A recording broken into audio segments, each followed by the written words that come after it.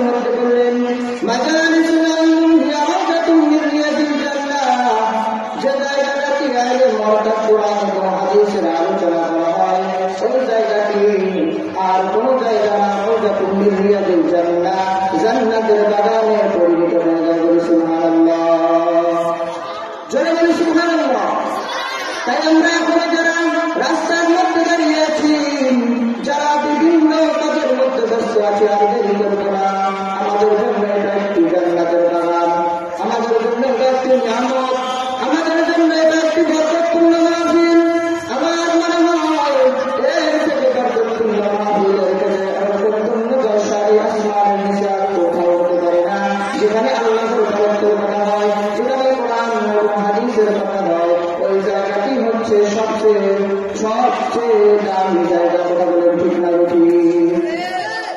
মুহতারাম ভাই, যদি শুধু তাই নয়, বিশ্বনবী রাহমাতুল্লিল আলামিন হাদিসের মধ্যে আরো বললেন মাজালিসুল যিকরি খায়রুম মিন ইবাদাতি সিদ্দিনা সানা, যে জায়গাটিতে ইলম অর্থাৎ কোরআন এবং হাদিসের আলোচনা করা হয়, যে জায়গাটিতে কোরআন এবং হাদিসের শিক্ষা দেওয়া হয়, ওই জায়গাটি 60 নফল ইবাদতের চেয়ে উত্তম। সুবহানাল্লাহ। মুহতারাম হাজিরিন, আমি কোরআনুল কারীমের একটি সূরা একটি আয়াতের কিছু সংখ্যা আয়াত তেলাওয়াত করেছি।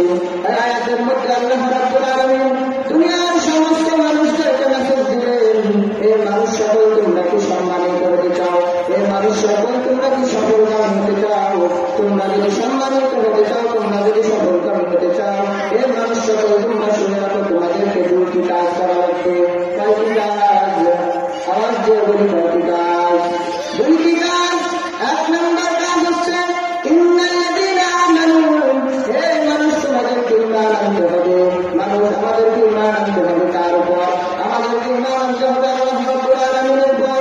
আশহাদু আল্লা ইলাহা ইল্লাল্লাহ ওয়া আশহাদু আন্না মুহাম্মাদান আবদুহু ওয়া রাসূলুহু, আমাদেরকে ঈমান আনতে হবে আল্লাহ তাআলা তিনার কোন শরীক নাই, হযরত মুহাম্মদুর রাসূলুল্লাহ সাল্লাল্লাহু আলাইহি ওয়াসাল্লাম আল্লাহ তাআলার বান্দা ও রাসূল।